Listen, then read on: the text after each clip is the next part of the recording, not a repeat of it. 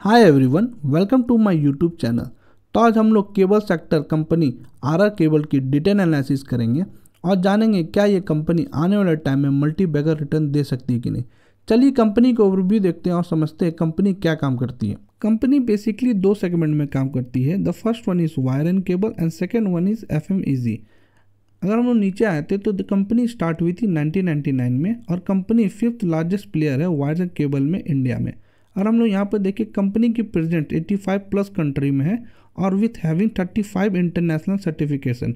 और हम लोग थर्ड पॉइंट पाएँ तो कंपनी के पास टोटल 5 फैसिलिटी है। 2 यूज़ होती है वायर्स एंड केबल के लिए और 3 यूज़ होती है इलेक्ट्रॉनिक्स गुड्स बनाने के लिए। और हम लोग यहाँ पर देखिए कंपनी पैन इंडिया डिस्ट्रीब्यूशन करती है विथ डीलरशिप हैविंग ऑफ 3781। और हम लोग यहाँ पर देखिए कंपनी FY23 में रेवेन्यू की थी 5599 करोड़ की। और हम लोग बिजनेस सेगमेंट पे देखें तो कंपनी 89% की जो रेवेन्यू आती है वायर्स एंड केबल से आती है और 11% की रेवेन्यू FMEG से आती है। हम लोग नीचे चलते हैं, थोड़े और डिटेल में कंपनी को देखते हैं। कंपनी 1999 में स्टार्ट हुई थी अपनी मैन्युफैक्चरिंग यूनिट के साथ और 2004 में कंपनी स्टार्ट की manufacturing of PVC compound in house. और हम 2011 में देखें तो कंपनी स्टार्ट की एक और मैन्युफैक्चरिंग यूनिट बड़ोदरा में। और हम 2019 पे देखें तो कंपनी ने स्टार्ट की एक्सपोर्ट टू US और कंपनी एक्वाजिशन की manufacturing unit in Roorkee and Uttarakhand for fan and lights. और हम 2020 में देखें तो expansion into professional lighting and LED lights by acquiring Arraystorm and its facility located in Bangalore. और हम यहाँ पर आए 2022 में कंपनी ने स्टार्ट की premium and mid premium fine and lights by acquiring Luminous home electrical business. और हम लोग 2023 में देखें जो कि रिसेंटली कंपनी ने NSE पे और BSE पे लिस्ट हुई थी। चलिए नीचे अब कंपनी के प्रोडक्ट देखते हैं वायर्स एंड केबल में क्या बना रही है। हम लोग वायर्स में आए, हाउस वायर्स में कंपनी बना रही है heat resistance wire, fire resistance wire, low smoke zero halogen wire. Power cable में कंपनी बना रही है LT power cable, medium and high voltage power cable. अगर हम लोग यहाँ पर एप्लीकेशन में देखें तो कंपनी का कहाँ यूज़ हो रही है, पावर ट्रांसमिशन, पावर डिस्ट्रीब्यूशन में ये केबल्स यूज़ होने वाली है। अगर हम लोग इंडस्ट्रियल वायर में देखें तो कंपनी बना रही है single multi core flexible cable, control cable. और हम लोग एप्लीकेशन में देखें तो कंपनी के power panel, control panel, switch gear, relay. अगर यहाँ पर आया robotics technology, control panel, production and assembly lines, solar cables, silicone rubber cable, auto cables and etcetera. और नीचे चलते हैं हम लोग देखते हैं इंडस्ट्रियल ग्रोथ क्या बता रही है कंपनी। अगर हम लोग यहाँ पर देखें FY23 से FY27 तक कंपनी की प्रोजेक्शन है कि कंपनी आने वाले टाइम पर 13% के CAGR से ये इंडस्ट्री ग्रो करेगी। नीचे चलते हैं और हम लोग और भी चीज़ देखते हैं। अगर यहाँ पर हम लोग देखें multiple driver for growth across B2C and B2B segment. अगर हम लोग यहाँ पर देखें तो increasing share of organize sector, government initiative to boost production and export. अगर आप मेरे पहले के वीडियो IQ लाइटिंग देखोगे तो मैंने उस पर भी समझाया था कि गवर्नमेंट की क्या बेनिफिट, जो China+1 strategy make in India से कंपनी को क्या बेनिफिट होती है। और थर्ड पॉइंट है continue growth of residential and real estate sector, growth of new age sector. चलिए अब हम लोग कंपनी की दूसरी सेक्टर जो FMEG है उसके बारे में डिटेल जानते हैं कि कंपनी वहाँ पर क्या बना रही है। FMEG प्रोडक्ट पोर्टफोलियो देखें तो कंपनी यहाँ पर क्या बना रही है, सीलिंग फैन बना रही है, tables and wall fan, exhaust fan, panel light, bulb, down light, street light. अगर हम लोग यहाँ पर देखें तो मॉडुलर स्विच, MCB, DB। और यहाँ पर देखें हम लोग तो कंपनी यहाँ पर water heater, room heater, iron and cooler बना रही है। हम लोग नीचे चले और भी डिटेल में देखें कंपनी को। अगर हम लोग यहाँ पर देखें FMEG market opportunity with growth across all sub division. Fans में देखिए मार्केट साइज 139 बिलियंस की। अगर हम लोग ब्रांडेड मार्केट कैगर देखें 2023 टू 2027 9% की है। अगर ब्रांडेड मार्केट शेयर देखें तो 91 से 95% होगी। अगर हम लोग यहाँ पर लाइटिंग के लिए देखें तो 40% के कैगर से ग्रो करेगी और 67 जो मार्केट साइज है शेयर है वो 75% होगी। स्विच एंड स्विच गियर के लिए 9% और 82 से 90 होगी। होम्स एंड किचन के लिए 9% एंड 81 से 85% होगी।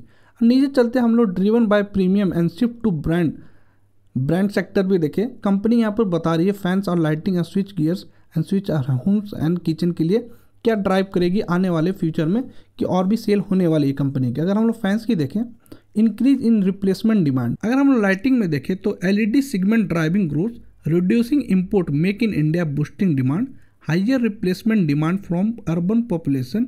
अगर हम स्विच और स्विच गियर्स में देखें, demand shifting to modular switch, enhance safety standard, LB switch gears, LED lights residential segment.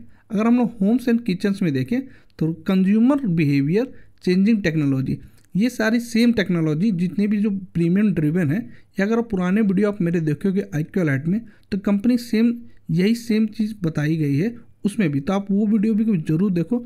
वो वीडियो में IQLite जो कंपनी बेस्ट है 80% to 90% लाइटिंग सेगमेंट के लिए।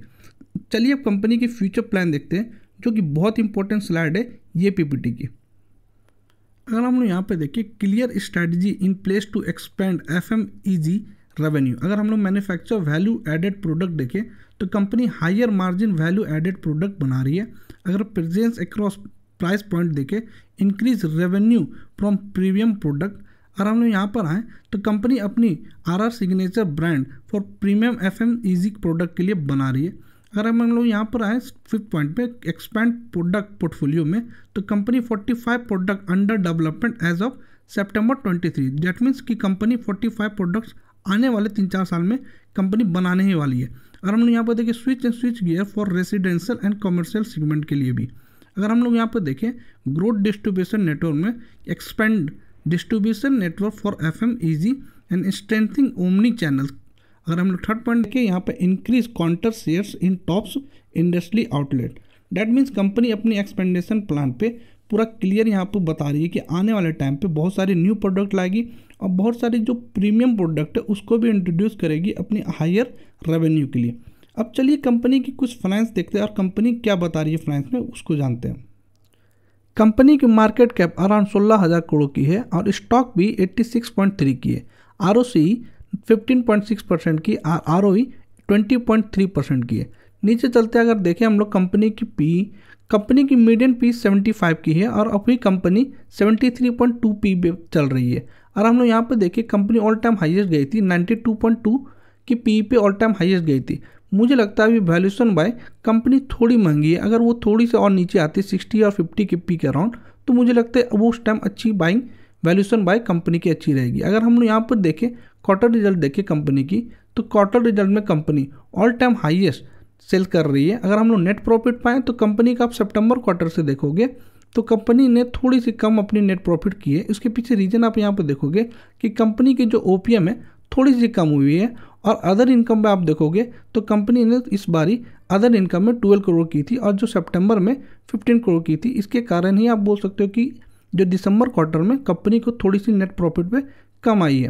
अगर हम लोग यहाँ पर देखें, अगर हम लोग ईयरली बाय देखें तो company all time highest sale पे है। अगर आप लोग मार्च 21 से कंपेयर करें और मार्च 23 को, तो आप देखो कि सेल कंपनी ने पिछले 2 ईयर में कंपनी ने अपने सेल को डबल कर दिया। अगर हम लोग नेट प्रॉफिट पाएँ तो आप ये ईयर देखोगे कंपनी ने थोड़ी सी कम, अगर नेट प्रॉफिट हम लोग पिछले ईयर से कंपेयर करें तो थोड़ी सी कम की है। यही आप एक रीज़न बोल सकते हो जो कंपनी आने वाले टाइम पे हमें लगती है कि आने वाले टाइम पे ये कंपनी अच्छा कर सकती है और ये बाइंग अपॉर्चुनिटी जो कंपनी दे रही है। अगर हम लोग नीचे चलते हैं, अगर शेयर होल्डिंग पैटर्न देखें कंपनी की, तो कंपनी अभी न्यू लिस्ट हुई है तो इतने सारे डेटा है नहीं शेयर होल्डिंग पैटर्न पे। अगर लेकिन हम लोग 2 क्वार्टर की अगर हम लोग देखें तो डेटा अवेलेबल है, जो कि प्रमोटर ने सेम अपने होल्डिंग बना के रखे हैं और FIs ने थोड़ी सी सेलिंग की है, जो कि आप देखोगे DIs ने थोड़ी सी अपनी स्टेक को इंक्रीज़ किया और पब्लिक ने भी थोड़ी सी अपनी स्टेक को इंक्रीज़ किया। That means share holding pattern में तो ऐसा कोई इशू मुझे नज़र नहीं आ रहा। चलिए अब कंपनी की टेक्निकल एनालिसिस करते हैं और जानते हैं कंपनी टेक्निकली क्या बता रही है। अगर हम लोग यहाँ पर आएँ तो कंपनी अभी न्यू लिस्ट हुई है तो ऐसा कुछ पैटर्न तो बन नहीं रहा है। लेकिन आप यहाँ पर एक चीज़ गौर करोगे, वीकली चार्ट पे अगर देखोगे तो कंपनी ने डबल बॉटम बनाया था, उसके बाद से कंपनी ऊपर को जा रही है। मुझे लगता है ये बाइंग फिर से, मुझे लगता है ये जो सपोर्ट है हमारा फिर से कंपनी टच करेगी, तब मुझे लगता है बहुत अच्छी बाइंग अपॉर्चुनिटी रहेगी। अगर इससे नीचे और जाती है कंपनी, अगर हम लोग देखें तो अराउंड मुझे लगता है 1150 के अराउंड अगर आती है कंपनी, तो फिर से इसमें हम लोग थोड़ी सी स्मॉल क्वांटिटी ऐड कर सकते हैं। तो मुझे लगता है अगर ये शेयर को आप रखना चाह रहे हो तो हमेशा बाय ऑन डिप स्ट्रैटेजी से ही हमें ये शेयर को खेलनी चाहिए। और अगर इसको आप खरीदते हो तो मिनिमम होल्डिंग पीरियड 2 से 3 साल की बना के ही आप इस पर बाइंग करना। ओके, अब वीडियो को क्लोज करते हैं। Thank you for watching this video.